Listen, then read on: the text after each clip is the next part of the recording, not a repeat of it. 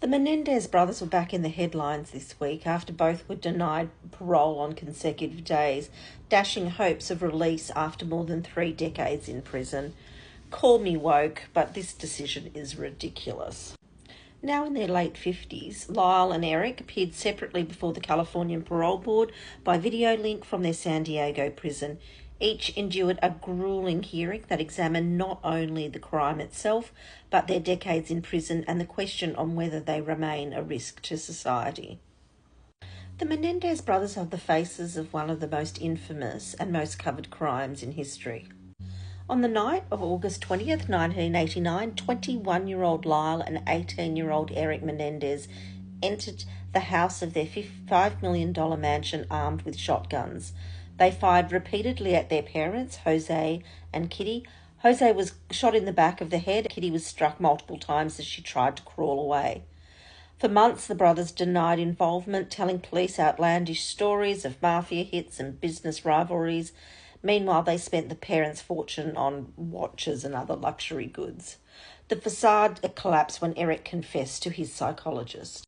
The prosecution and the media framed the murders as an act of greed driven by the lure of a multi-million-dollar inheritance. And I've got to confess, at the time, I believed in that narrative. The defence countered that the brothers had endured years of sexual and emotional abuse by their father, and they killed in a panic of self-preservation. The trials, which occurred in the 1990s, they were televised nationally and covered internationally, became courtroom theatre. The first trial ended in a hung jury, and the second produced convictions, and in 1996 both brothers were sentenced to life in prison without parole.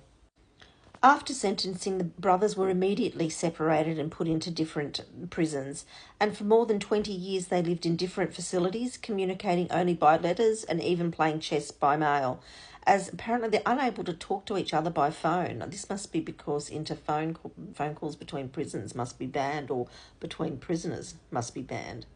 However, in 2018 they were reunited into the same correctional facility in San Diego. Lyle described that reunion as a chance to heal.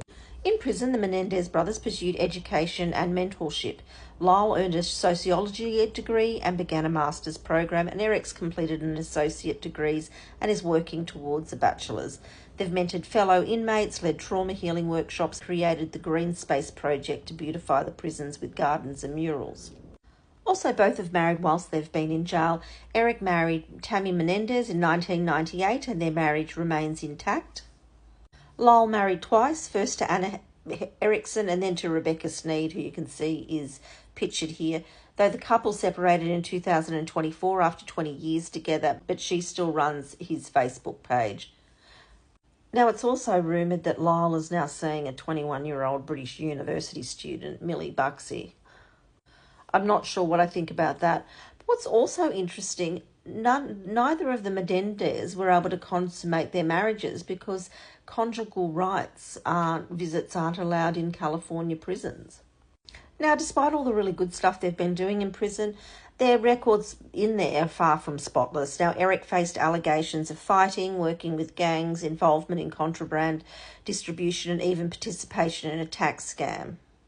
Both brothers have been repeatedly disciplined for use of illicit mobile phone drugs, which apparently commissioners in prison think are as corrosive to prison life as drugs. Now, Lyle admitted to a cell phone violation as recently as March 2025. He argued he used the devices for privacy despite having access to a prison-issued tablet. And jail commissioners countered that repeated violations show a refusal to follow basic rules, undermining his claims of rehabilitation. In May 2025, a judge reduced their sentences of life without parole to 50 years to life, which made them eligible for parole for the first time, and this occurred last week. And as we've heard, these long emotional hearings ended in rejection. On Thursday, 21st of August, Eric's parole hearing focused heavily on his disciplinary record. Again, the Commissioner highlighted what I said above, the gang association fights, drug allegations and contraband mobile phone use. They pressed him on whether his pattern of breaking rules showed he would continue to pose a risk. Eric admitted the phones had given him a connection to the outside world. He said, "What I got in terms of the phone and my connection with the outside world was far greater than the consequences of me getting caught with the phone." And that's because he thought he was life imprisonment. But he said, now the consequences mean I'm destroying my life. Now, despite acknowledging his remorse and years of mentoring other inmates, the board found him unsuitable for release. Commissioner Robert Barton told him bluntly, two things can be true. They can love and forgive you, and you can still be found unsuitable for parole. Now, I just want to say, Eric was 18 when he committed that crime. That is very young, and I would have to argue that at 18, a boy's brain is not fully formed either.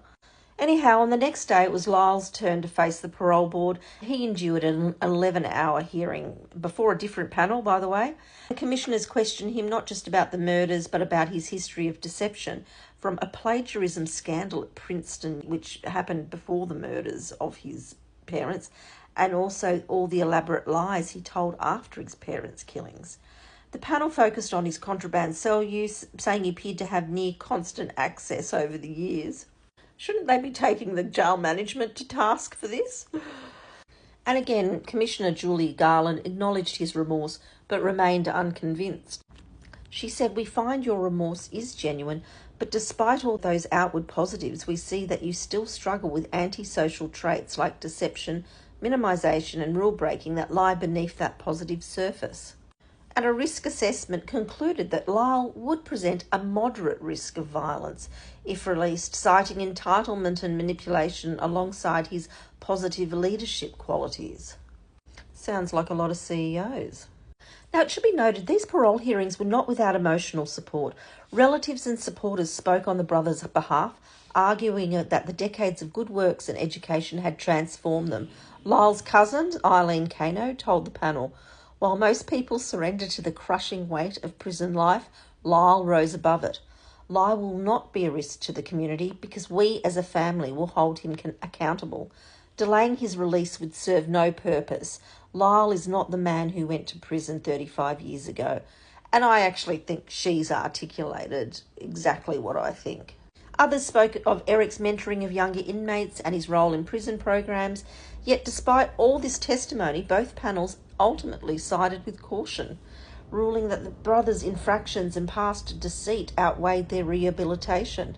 Now both will have to wait at least 3 more years before reapplying for parole, though Lyle's panel suggested the waiting period could be reduced to 18 months with good behaviour.